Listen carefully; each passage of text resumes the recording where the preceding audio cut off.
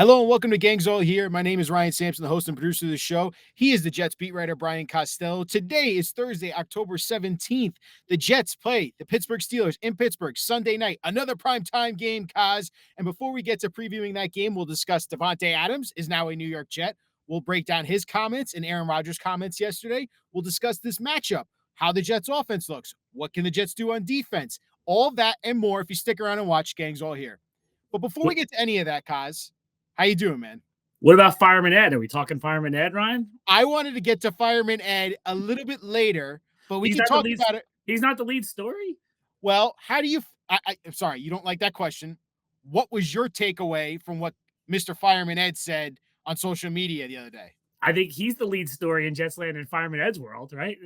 So I think the Jets, I've told the Jets this, they are partially to blame for what has become of Fireman Ed. Like, they've leaned into it and they put him on the scoreboard. They use him in sometimes promotional things. I think Fireman Ed needs to get a little grip of his role in the universe, and he's not all that important. And I think he needs to appreciate that the Jets have given him, they've elevated him. I mean, I think, Ryan, is there another fan for another team as big as him who's not a celebrity, right? There's obviously celebrity fans of all teams that get a lot of TV time, but like, I can't think of another team where if the game is on Monday Night Football, if the Jets are on Monday Night Football, you were going to see Ed on TV. Oh, Ed without fail, right? Is there another team like that? In the Raiders always show that guy with all the stuff on, but I don't know his name. Yep, the Steelers are terrible Towel fans. That's all. Yeah, That's what I'm saying. I'm just trying to think of other fan groups. Like, if there's another, like you said, celeb fan figure like that. Yeah, I can't think of one. I mean, there's Dancing Larry for the Rangers, but he's not like not Fireman Ed. Yeah. Nothing for Grimace for the Mets. We could say that now. Yeah. So, I mean, like, I think Ed needs to appreciate that the Jets have kind of given him, they've given him a big platform, and they welcomed him back after he walked away that time and he came back. So, yeah. I don't know. I felt like he was on the video board a lot, like, the other night. So, yeah, that story made me laugh. And then what's always interesting to me, Ryan, is how fans react to Fireman Ed. Like, that was a lot of blowback. I mean, I'm one of them. Yeah. I feel the same way as most of those fans. I mean, who are you? You're a fan, just like me.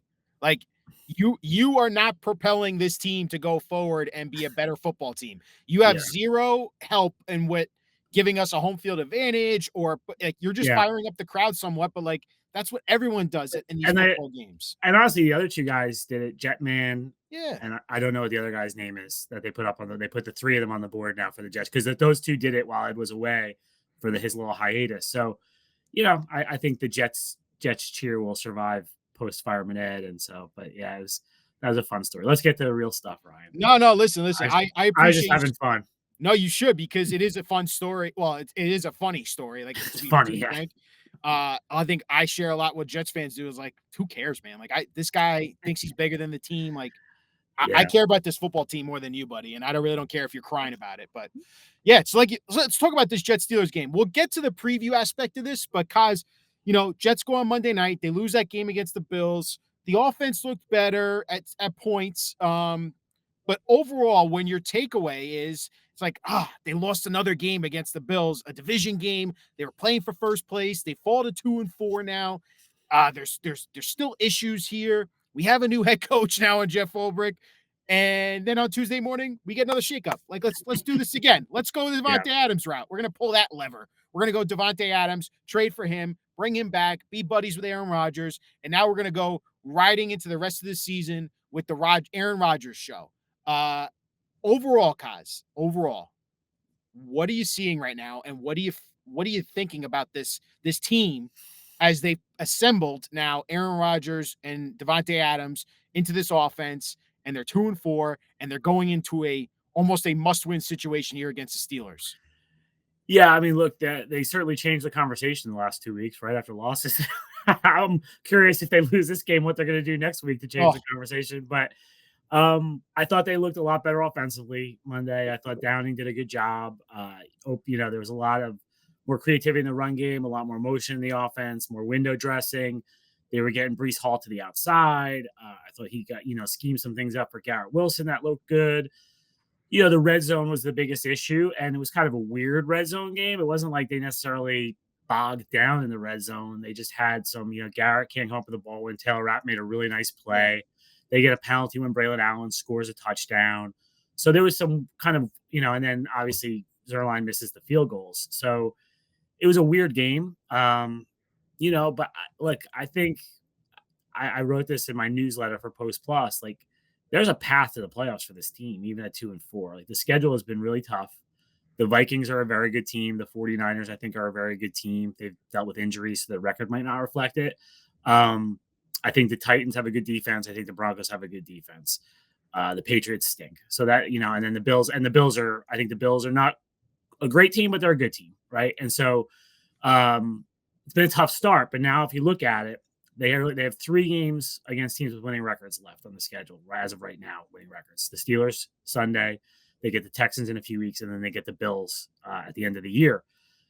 There's a lot of winnable games on this schedule, so I can see them going 8-3 the rest of the way. I can see 10-7 should make the playoffs. I think they're not as bad as it feels right now because they've lost 3 in a row, but it's been by 10 total points. Like, 10 total points. Yeah, they're not getting killed here. There's things to clean up, but Ryan, I always call it the great middle. Like, there's usually like 3 good teams in the NFL, 3 really bad teams, and everybody else is in the middle, a varying degree of mediocre. And the Jets are in that group, and those teams all have stuff to clean up. Like, so if it's penalties or run defense, whatever you want to pick about the Jets right now, yeah, there's flaws on this team for sure, but look around the league. There's very few teams that are like, oh, we're good. There's no flaws on our team. So I think they can make a run here, but it's starting to get late. And late early, right, Coz? It's getting late early. Yeah, so they got it in, like, we say, oh, these 3 games were winnable. They didn't win any of them. They've got to start winning these games in the fourth quarter. That's what good teams do. And so we'll see. I think this game I know we'll get into it later, but I think this game is going to be another close game into the fourth quarter, defensive struggle. It's going to be who can make a play in the fourth quarter to win this game. Right. So, and I think you hit on a lot of great points there about the close games, the deficiencies in this team. Everyone else has got them. To be frank, the AFC, when you look at it as a whole, it is not a juggernaut right now because it's the Chiefs, the Ravens, and then it's just open. It feels like the rest of the Texans. I think you got to give the Texans some love. They're 5-1, so I think they're probably in there. And I think the Bills. I don't think the Bills are like they were years prior. Yeah, I agree with that. They still have an unbelievable quarterback. Yeah. I don't think the Chiefs are what they were years prior, but they have that guy, number 15. Yep. That just changes the equation. So, yeah, but I agree with you. I think when you get past those teams who are the division leaders right now, there's nobody that's really blowing you away. And look, we're only in the middle of October. There's going to be injuries that change the season coming up. And, we'll see what happens there. So it's hard to know what teams are going to look like in December or in the middle of October. But, yeah, I think the AFC is pretty wide open as terms of the wild cards. I think the divisions are a little more defined. Yeah, I think so. Coming from a fan perspective myself, there was a lot of, I think, Monday night, a lot of fans were obviously hyped, right? Because you fired Robert Saleh, and now it's all on Aaron Rodgers. Now it's like, all right, let's go beat the Buffalo Bills at home Monday night. You have a chance to get to that first place spot, and a lot of fans were let down ultimately because it was another loss, and it was another close loss. If Zerline hits 2 field goals, you most likely win that game. The penalties were disgusting. That was embarrassing from the NFL officiating crew. But a lot of Jets fans themselves were looking at this like, damn, man, like, are we really not going to make the playoffs now? Like, this doesn't look like it's going to click. On the other hand, I do this post-game show with Frankie for Gangs All here, and I try carrying the water here a little bit, guys, because for me, I saw positives in that game Monday night. Yeah, for sure. I saw the offense look more explosive and just overall looked like it was running better. Like, I think they had 8 or 9 plays of 20 yards or more, right? Which is something we talked about. They haven't had that all year. There were very few explosive plays. They were much more explosive in the run game and the pass game. And they even had the one that was pass interference on Garrett that got called back because there was another penalty. I don't remember if it was holding or what. Something at the line of scrimmage got the offsetting penalties got nullified, but they took a shot down the field. Yeah, I agree with you. I think the offense was encouraging. And to me, I think I said this last week, the biggest change to me is Downing, not Ulbrich, right? Like I don't think changing head coaches in the middle of the season does a whole lot unless you had like a locker room mutiny, which they didn't have here.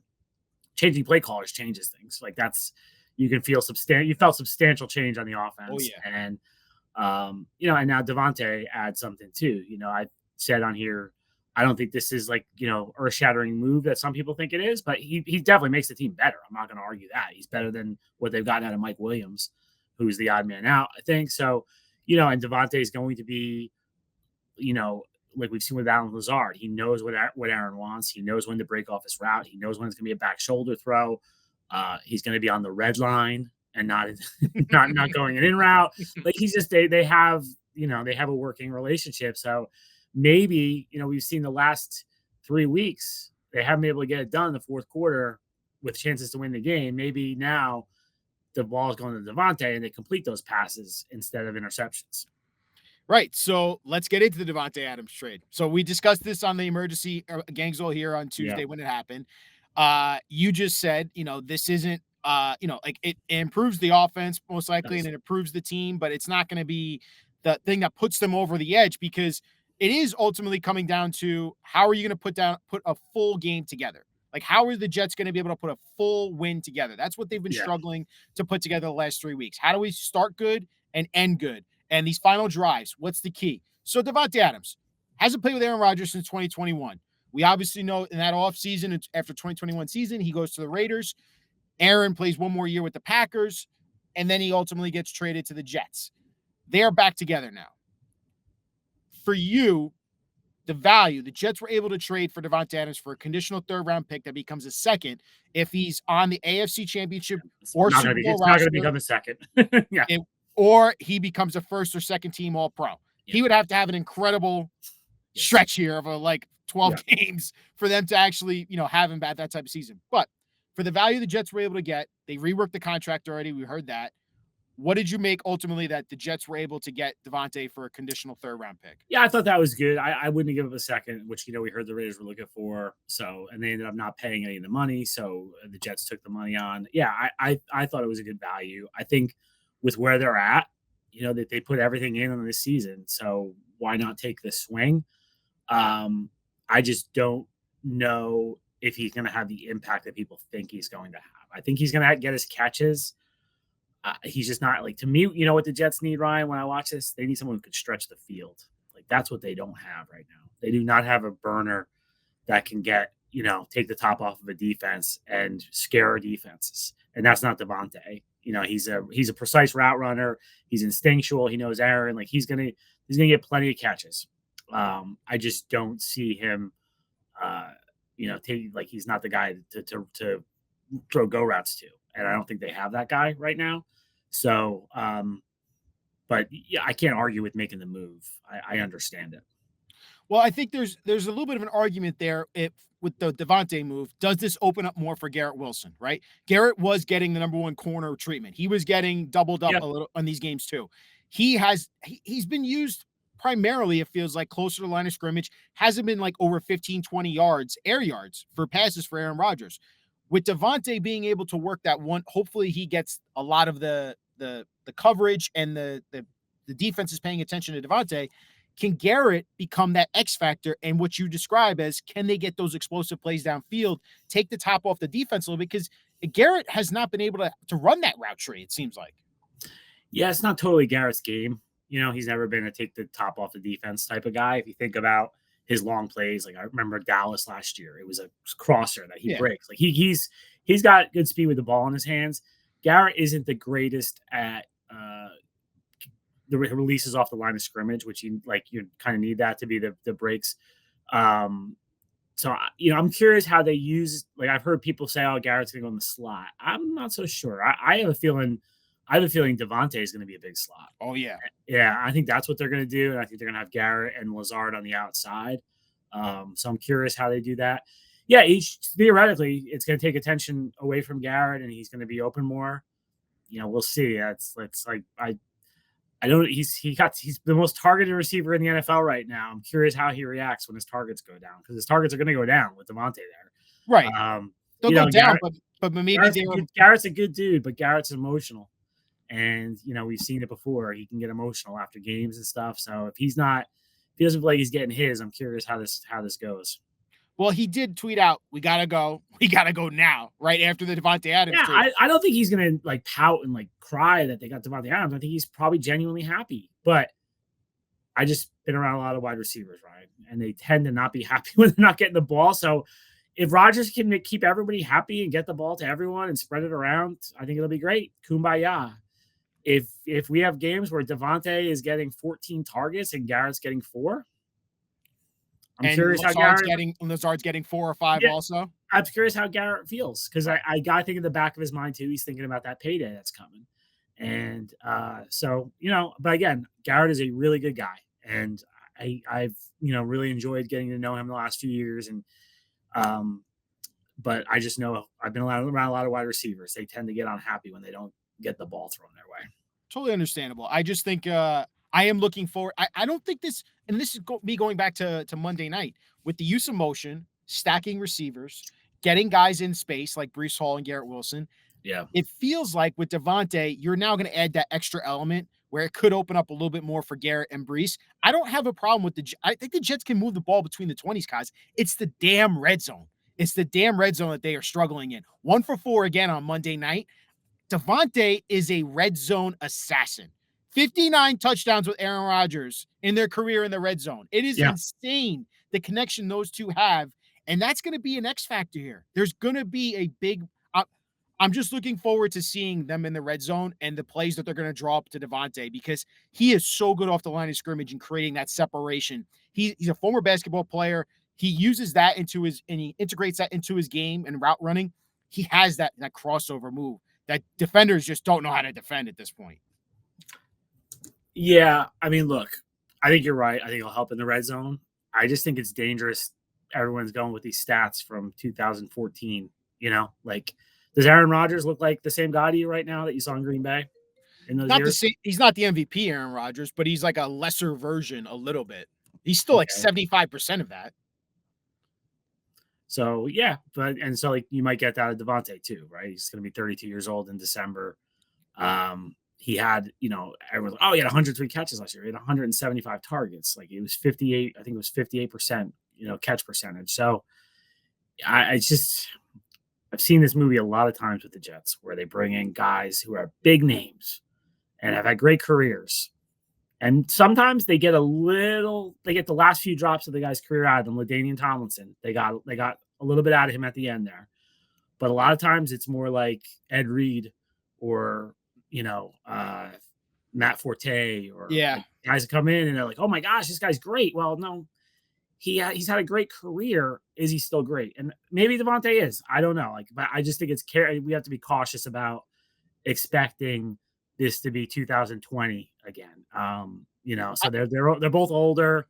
It's a different situation. And Ryan, something we haven't talked about at all is none of this will matter. Garrett doesn't matter. Breece doesn't matter. Davante doesn't matter. Rodgers doesn't matter if the 5 guys blocking can't keep Rodgers upright. Right? That to me is the biggest thing to watch going forward. Is like if you don't keep Rodgers, like number 1, give him time to operate, and number 2, keep him healthy. Like he's getting the crap beat out of him, right? Every game we ask are you okay after the game? Because there's some hit where he like gets up a little wobbly or limping or something. So, I'd be very worried if I was the Jets right now about the offensive line. Morgan Moses, I think, came back too soon. He did not look right Sunday. I'm curious what happens with him. Tyron Smith, talking about older players who have had great careers. Tyron Smith is not the Tyron Smith that, we knew. So I think that's the biggest storyline going forward right now is we're all obviously all going to pay attention to Davante and what happens there. But if they can't keep Rodgers upright, none of this matters. Right. So that transitions us into this Jets offense again. And I think you bring up a great point about this offensive line. We saw Tyron struggle multiple times against that Bills game. Probably should have had 2 sacks credited to him if that ridiculous roughing the passer penalty was called on Epinesa. Tyron Smith, you had brought up, I think, a great point. I think it was on Tuesday where you said, Ryan, there's a reason why not a lot of teams were in on Tyron Smith. And there's a reason why he only signed for a $6 million deal. And most of his money is tied up in incentives, right? So I think it's a ridiculous notion to say go to Olu now. You can't do that. No, you can't. Tyron still can perform. It's just a matter you're not getting that all pro Tyron that you were from the Cowboys. Yeah. Adjust your expectations here a little bit. And the Moses part is what I'm really concerned about because he's going up against the best pass rusher in the NFL this week. Like TJ Watt rushes over that right tackle. Moses, how's that knee holding up?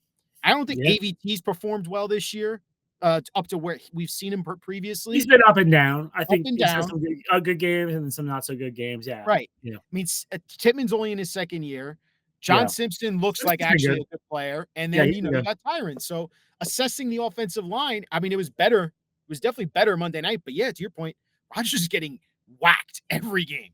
Yeah, they opened up a lot of holes in the running game a lot better. I thought they did better there. Yeah, I wouldn't go to Olu at left tackle. Tyron Smith is still better.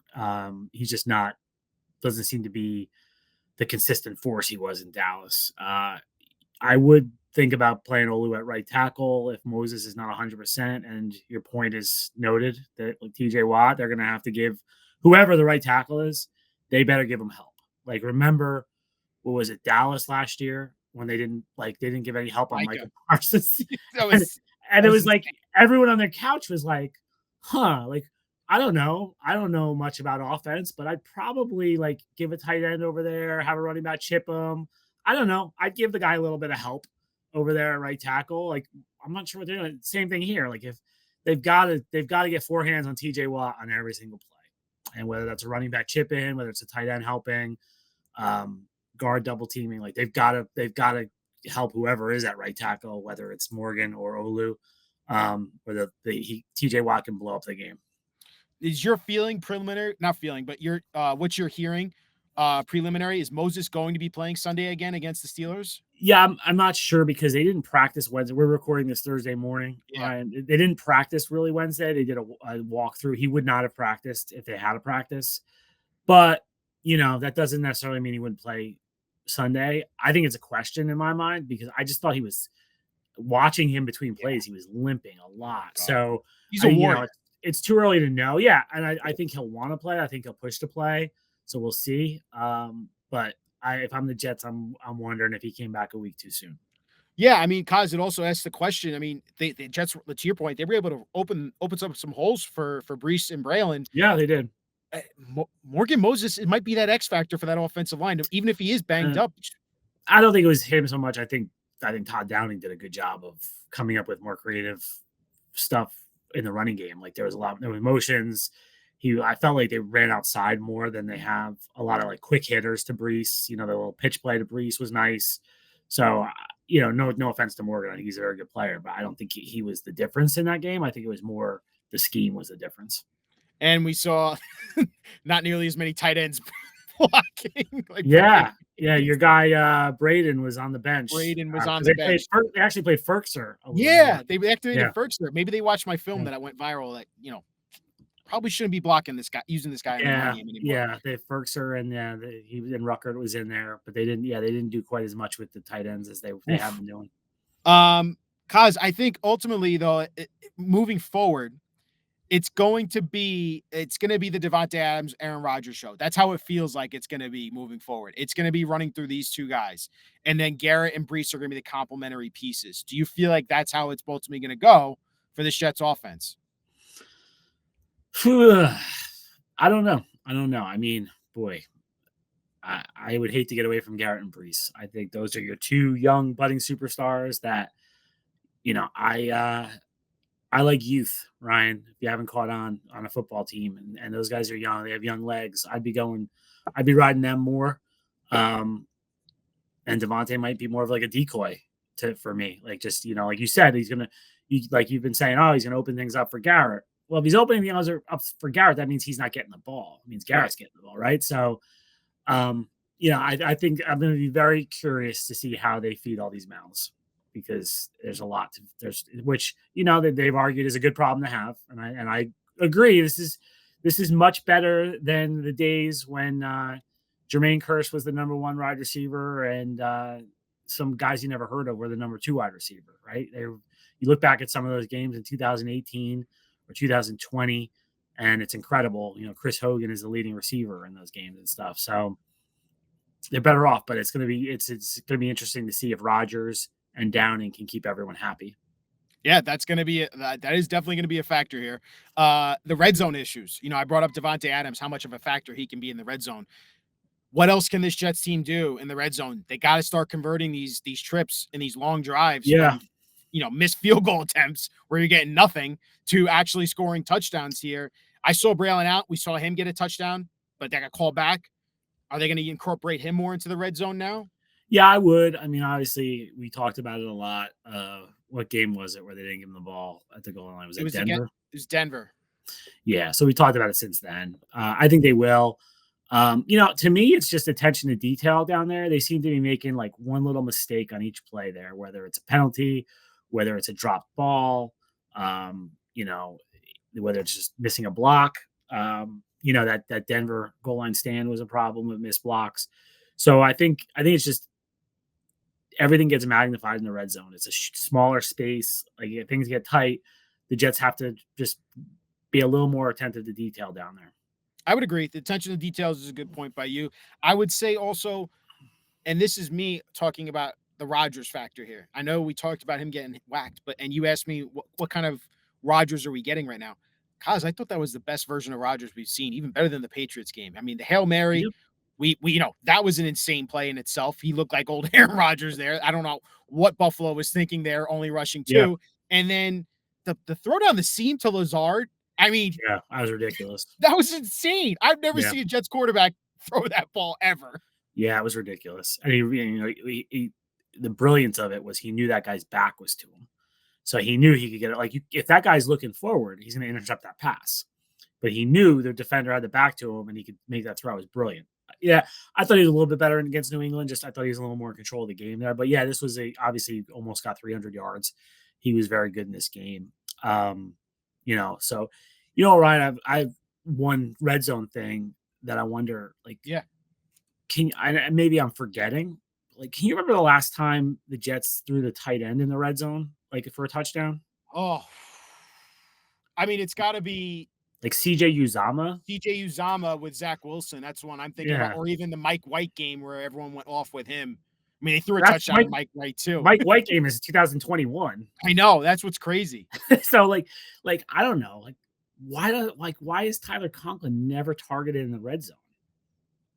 I don't know. And I'm doing this off the top of my head. So maybe there's going to be some stat guy who comes out and says, "You're wrong, Coz. He's been targeted 18 times." But I'm just thinking in my head, I can't remember them throwing a Conklin in the red zone very much. I believe it was the second red zone trip. It was second and goal. Rodgers play action and hits the defender in the head, and I believe he was looking for the slip pass to Conklin. If you remember, it was a weird, it was a weird play. It was a weird play. Like he threw it at the line of scrimmage, and you're like, why didn't he elevate that to Conklin?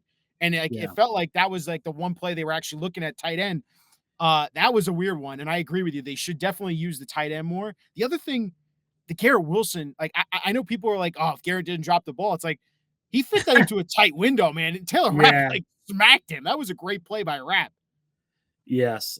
That was Rapp had a great game. I mean, what a game. The Breece Hall, that's I'm going everywhere right now. I don't know if you can see this, Ryan, on here. Let me try to show this. It probably won't show up. I can see it. Go ahead. So that's Conklin against Denver last year. He's all by himself. Like, there's not a guy near him. And this throw went to Garrett over here and for an incompletion from Zach. I remember that. Yep, I remember that. Yeah. And I was like, yeah, that one was so. Give Conklin the ball in the red zone. That's what I say. Yeah, I wouldn't blame Garrett for dropping that ball. No. I'd like to. It's like getting hit by a truck, and I agree. You're trying to catch a ball. The bigger one was the Breece Hall breakaway. He should have broke. Like, Rapp made that tackle too, but it's like, yeah. Breece, the run, that's the home run, man. That's the home run right there. I know. And then you had a bad feeling when he got tackled, right, Ryan? Like, boy, they came in with 0 points there. Yeah. Yes. Like, you're like, oh man, he didn't get in. Like, are they gonna be able to punch it in? But yeah, no, Rapp played a great game. He did. Really great game. Coz, let's move over to Coz's call of the week. We heard Davante Adams speak yesterday, the media yesterday, and Aaron Rodgers. And I want to play this clip and see and get your reaction on what you're thinking about these two guys now being back together. Is that kind of like, yeah, I definitely want to play longer? Yeah, of course, man. Like I never thought this was possible. So having him here and then the ability to pair him with a budding superstar in Garrett Wilson, like it's a pretty special combination. I mean, it's great just being back, being able to be with my guy. Like, first and foremost, just being able to spend time with him every day again is something that I put a lot of value on. So just having his company, but obviously having him as my quarterback again. I mean, he was part of why I am who I am and why I turned into the player, whether it's the cerebral approach, it's the attention to detail, just learning from him and watching him operate and just how dialed in he is at all times. I feel like that has a lot to do with how I ultimately ended up being kind of functioning the way I do as a player. So it's a good deal. It's definitely good to be around him and be around the guys, and a lot of familiar faces in here, a few former Packers, former Raiders too, so it's good.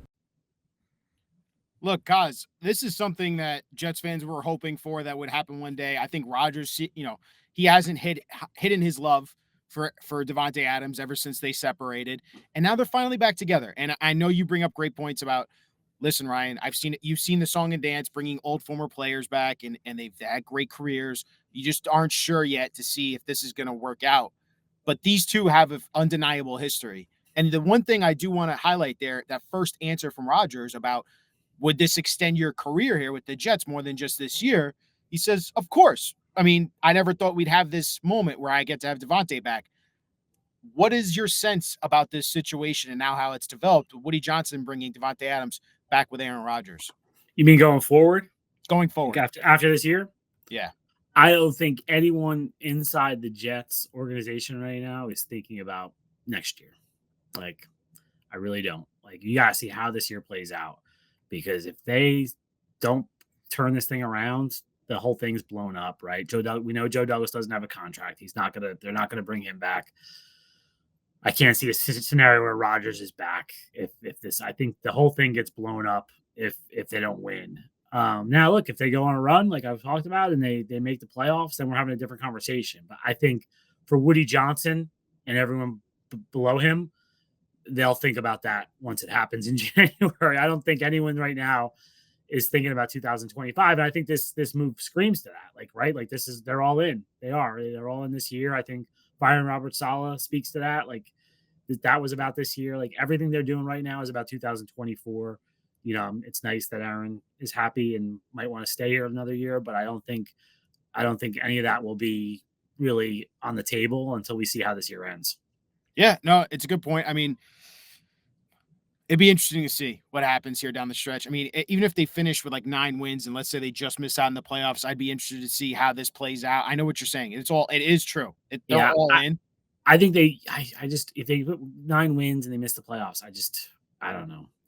It feels like fool's gold then of running it back next year. It feels similar to 2015 to 2016 where they're like, oh, we were close. Let's bring everyone back.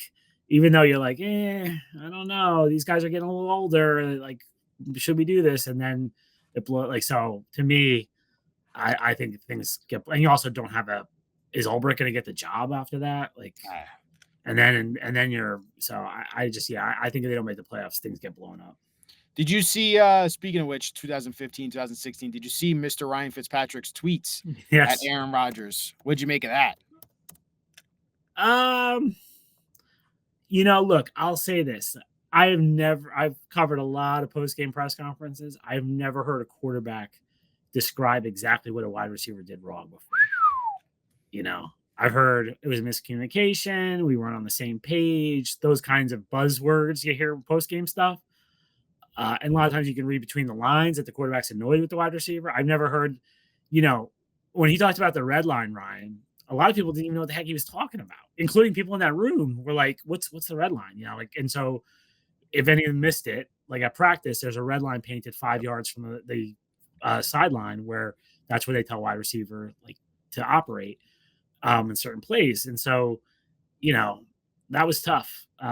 So yeah, I thought Fitz was I thought his criticism was valid. I'm sure people didn't like it. And I think Fitz would be the first one to admit he wasn't perfect when he had that job. But yeah, I was surprised that Rodgers went as hard as he did at Williams and then doubled down on McAfee. Really. Yeah. So I think you can hold people accountable behind closed doors. But as we've seen, I think fans like it. Like when people are held accountable, right? That's always was the complaint with Saleh. I think that's going to be the complaint with Holbrook too, because he doesn't like to call people out. So I guess people would probably like that Rodgers did that. But I talked to a few guys in the locker room yesterday that were a little, I don't know what the word is. Choose my words carefully. They were a little surprised that Rodgers did that. Yeah. I mean, the doubling down of McAfee with that whole accountability thing, it felt strong. Went in a little high and tight. Probably didn't deserve it. Mike Williams, again, a guy coming back from an ACL injury, new offense, new quarterback. This is a whole new situation for him. And now ultimately, the Jets seem like they're cutting ties because we saw Mike Williams didn't practice yesterday due to personal reasons, and we see the rumors that the Jets are most likely going to trade him. Is his time up already with the Jets?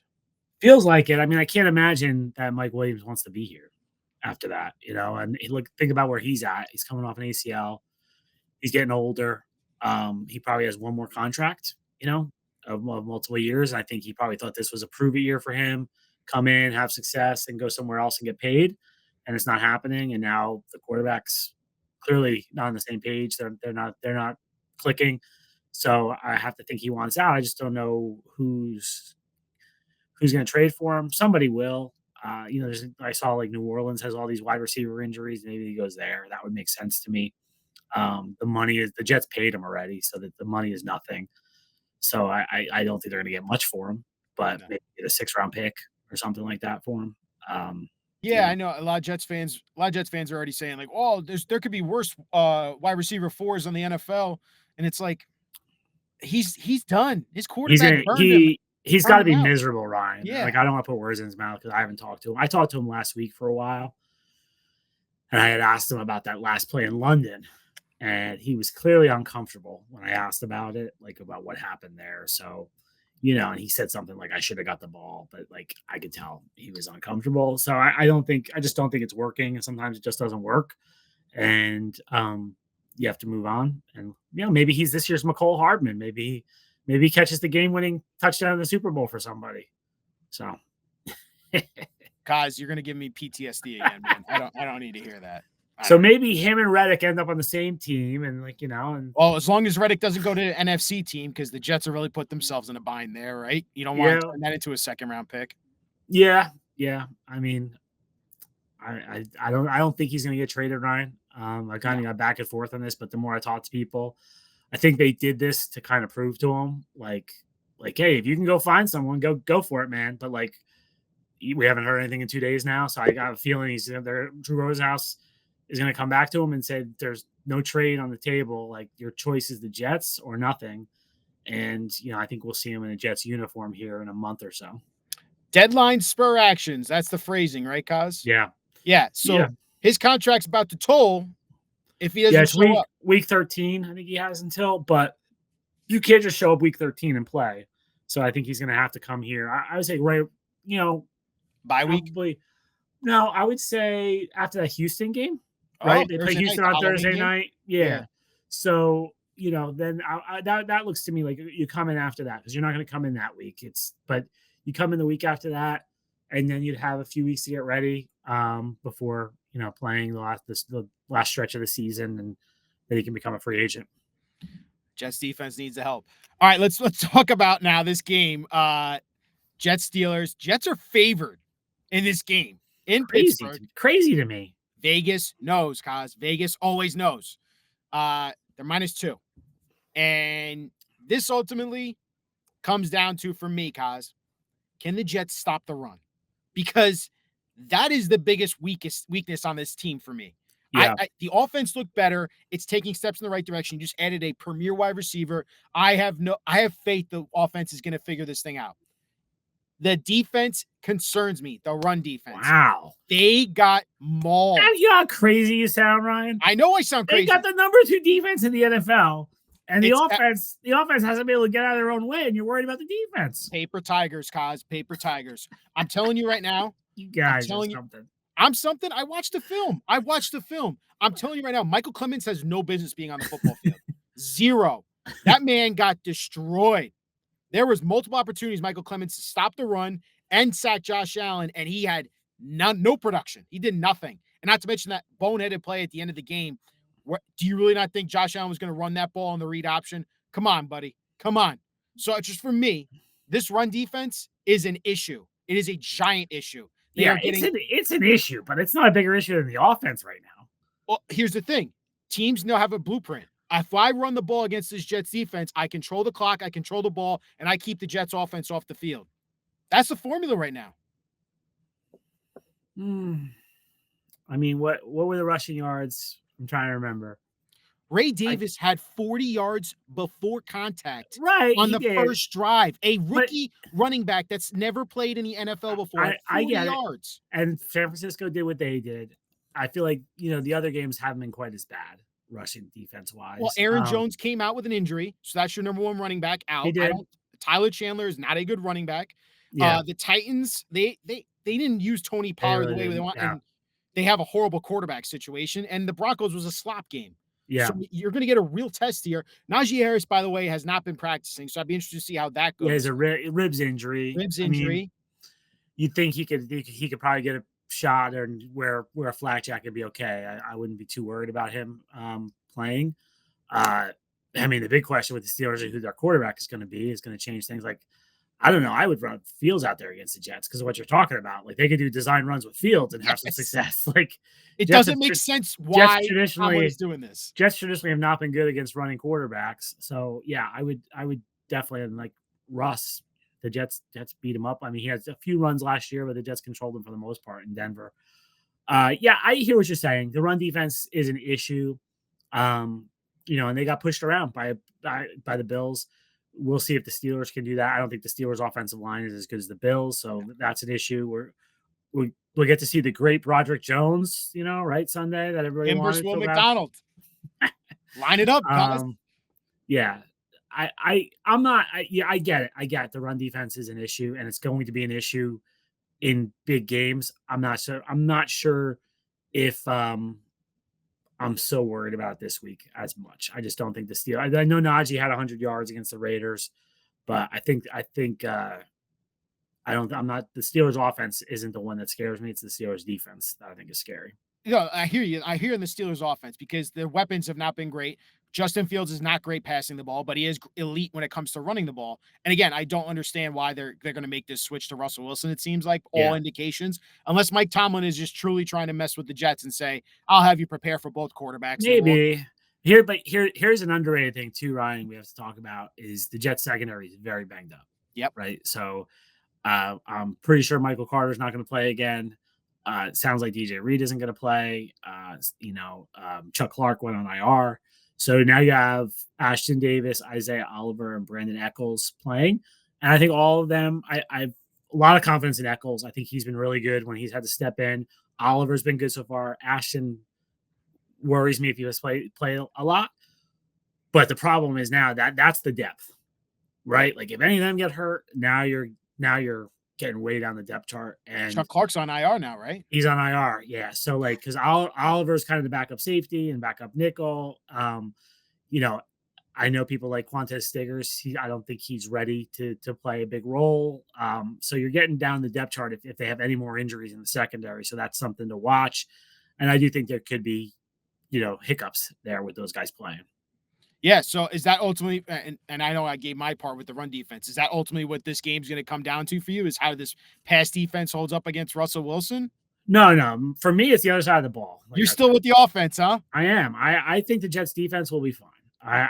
To me, I don't think the Steelers are going to come out and score 30 points or anything. I think it's going to be a 20, like what we've seen every week, right, Ryan? 24 points. The race to 23 or 24 is what this is right now. So, and last week, I know we'll do the picks later, 24-19 and ends up being 23-20.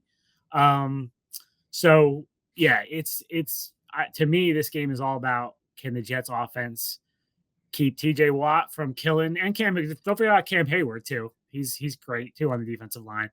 Can they keep them from killing Aaron Rodgers? And can the Jets move the ball on the Steelers? Have they had a breakthrough on offense? Or was that just a weaker Bills defense that they took advantage of? That to me is this whole game is outside of the ball. I agree. I think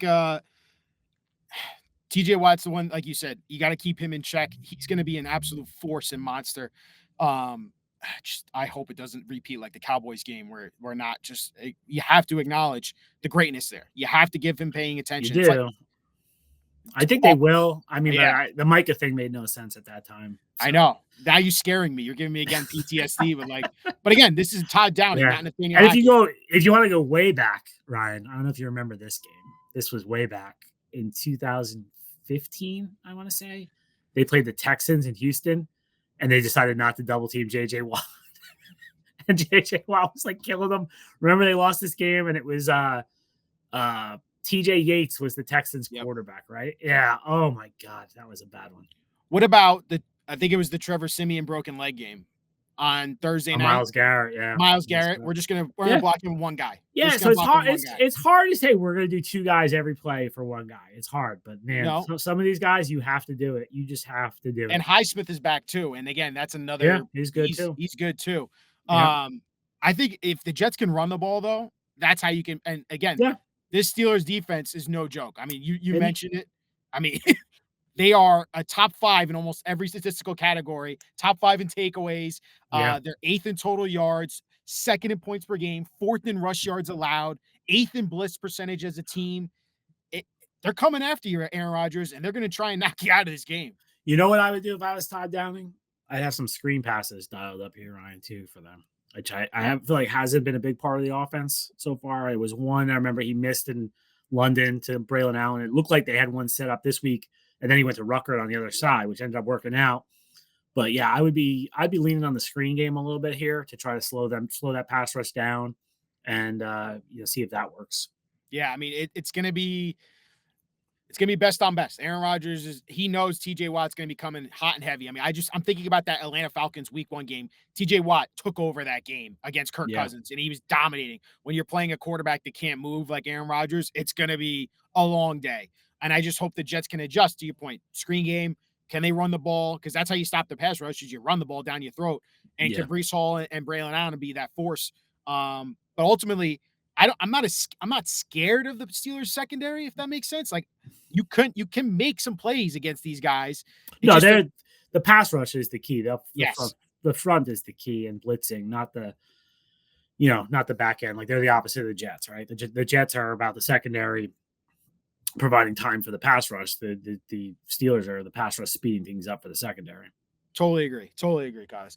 All right, let's talk about over-unders. There is not much out there right now, Coz. I've been trying to search high and low. You went 4-2 last week, by the way. Really good week for you, over-unders. I hope somebody's making money off this, Ryan. You are now 24-14.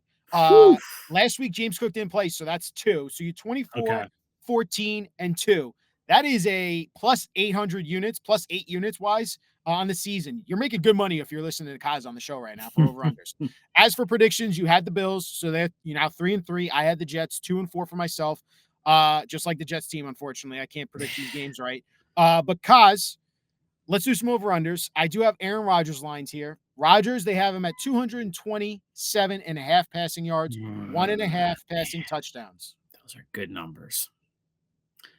I'm going to go over on both. All right, Coz. Davante Adams. Slightly over on pass yards. Yeah. So they have not put, and I'm going to show you this now. Breece Hall is the next one because Garrett Wilson and Davante Adams player props have not posted yet. They do not know how to. Vegas has not put those lines out yet. They don't know how this is going to go yet. Breece Hall, 59.5 rush yards. I'm going to go under. I don't think this is going to be a run-heavy game for the Jets. I think they're throwing the ball a lot. And then finally, Najee Harris, 49.5 rush yards. Over, because I just heard from you how bad this run defense is. So you got to go over. Bang the over there. If Najee's playing, I expect him to have a big game. All right, Coz, prediction time. Who do you got Sunday night? He's in Pittsburgh. I mean, you just went over our records. These games are very hard to predict because they're coming down to the fourth quarter when anyone can win the game. And I think this is the same thing, Ryan. I think you're going to be sitting there in the fourth quarter Can the Jets make a play? Can they come up with a stop? All that kind of stuff. So I'm going to go Pittsburgh here, but I don't feel great about it. I do not have a strong conviction on this game. Especially, I don't know who the quarterback is. I'm going to assume it's Russell Wilson, the way the tea leaves are reading right now, but I'm not positive. So I'm going to go Steelers 23, Jets 21. Steelers 23, Jets 21. Tough place to play too, Ryan. Do you know the history, right? The Jets' history there? Yes, I do. Yeah, it's not great. It's not great. I still they won there 2 years ago, right? I think I still have AFC Championship game, Mark Sanchez. I have that stuck in my brain. And I also have Doug Bryant missing field goals. I'm stuck in my brain forever. That will never, ever. How old were you when the Doug Bryant game? So you want to hear funny? I was in the Poconos, and we were at my family. It was vacation, and we went to a bar just to watch that game. And I was probably 8 at the time, maybe 7 or 8, and I was heartbroken. I could not believe. And I'm getting repeats with Greg Zuerlein now. I don't have a kicker who can hit a friggin' field goal right now. Also, that before I get to my prediction, what the hell's going on? Like, the Jets tried out kickers. Clearly, they didn't want to sign one of them because they didn't like the workouts. The Jets got to be on their last straws with Greg Zuerlein, right? Yeah, I think we're getting there. He's not right, and like he's not been good in practice either. So like something's going on there, and it's like a baseball closer, Ryan. They're good until they're not. So I don't know if someone you're signing off the street is going to be better. They had Austin Seibert in preseason, and the dude was like, here's the thing. So I talked to somebody yesterday about that, and I asked them, I'm like, were there any conversations in August like maybe we should keep Seibert? And they said there were, like, because people they really liked him. The Jets liked him, but they said, let's play this out.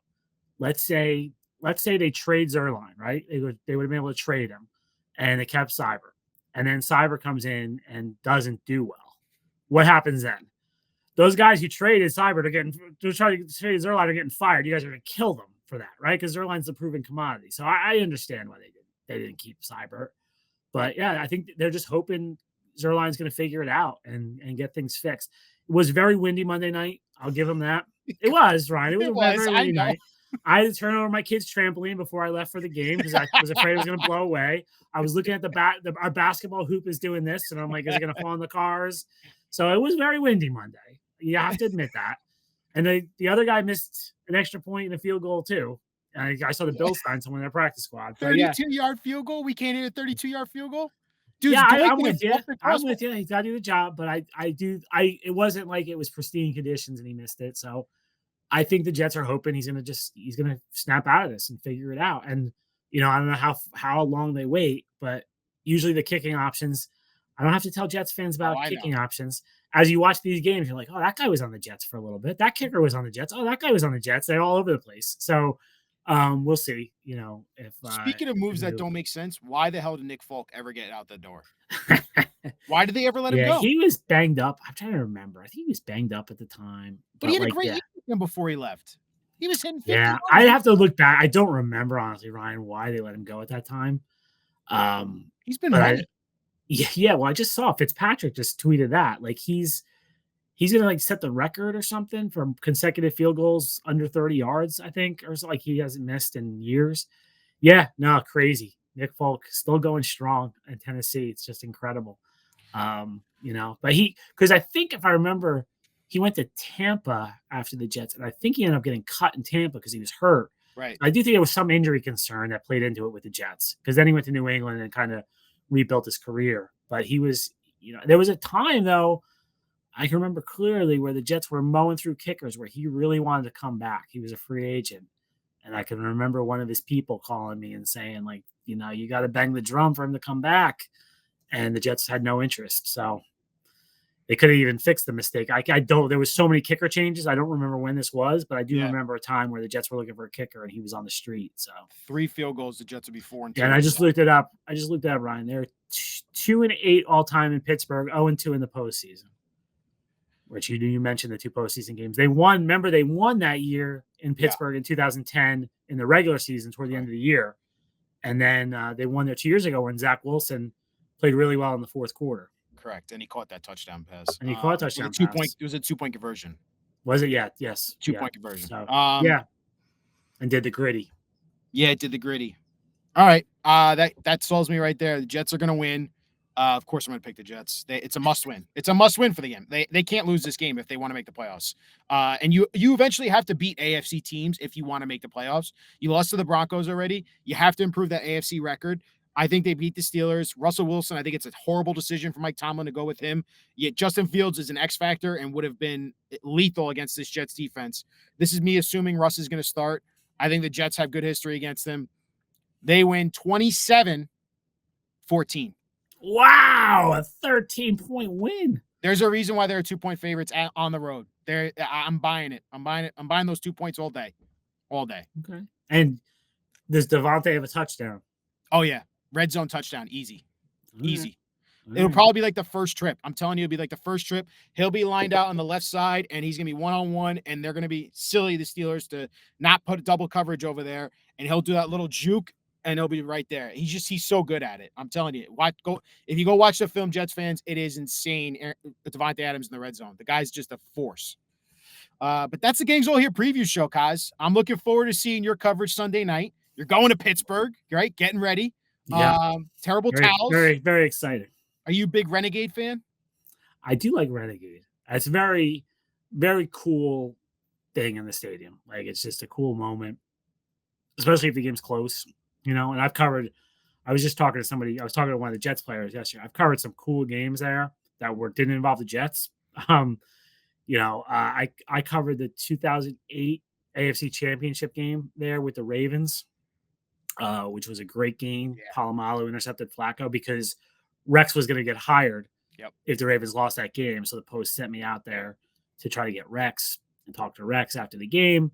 And that was a great game. And then I covered a Dolphins-Steelers playoff game there in, I want to say 2016, when Matt Moore ended up playing because Tannehill got hurt and he got killed. He got crushed. It was one of the biggest hits, but that was a cool game. I covered Jaguars-Steelers in the playoffs there. The Le'Veon Bell game? When Jaguars beat them. That's right. Yeah, to go to the AFC Championship game. And Tom Coughlin was sitting right over my shoulder yelling the whole time. So yeah, I've covered some cool games. It's a cool building. It's a great atmosphere. If Jets fans are going, it's an awesome place to go watch a football game. A lot of fun there. I'm thinking Jets games wise, I haven't covered many good games there. The Zach Wilson game was that fourth quarter game. That was a good game. But hopefully you get another one this Sunday, man. And I'm on deadline, Ryan. I don't care who wins. I don't care who wins. I don't need a fourth quarter last minute game on deadline. So were you dreading every time another penalty got called? Another flag. Yeah. I mean, I don't like, it's funny. I went back when I watched it. There were some bad calls, but not a lot. So like, I think Troy Aikman said one time, like, well, I do have to throw the flags if it's a penalty. And there was a lot of them. I didn't agree with the roughing the passer on Kinlaw or I think they called it unnecessary roughness on Epinesa. I didn't agree with those. I didn't agree with a couple pass interference calls, but I feel like that happens every game. But the holdings, I know the Jets were upset at the holding call when Allen scored, but I did think it looked like a holding call to me. Right, but he was already past Tyrant at that point. And that's where it got little. But I think if you were ever like this as an offensive lineman, you're going to get called for a holding. Yeah. And like the guy did a rip move and he kind of put his arm out. I think they're always going to call that. But I just wish the refs would be a little less involved in the game. Like that was 22 penalties was a little ridiculous. And it's another primetime game for us. This is the problem too, Ryan, with the narrative about a coach. If you have a lot of penalties or undisciplined, there's games like that where and even the one in London, those calls on Sauce and Reed were bad. So like the penalty totals go up and you're like, you forget about, there was 5 calls that were nonsense in that game. But that's like, oh my God, they have 38 penalties this season. So you do have to be careful a little bit with the penalty thing and how undisciplined all these teams are. Well, we're looking forward to seeing it Sunday night. Another primetime game. Coz, we appreciate you as always for breaking down this game. And we're looking forward to talking to you again next week, man. All right, Ryan.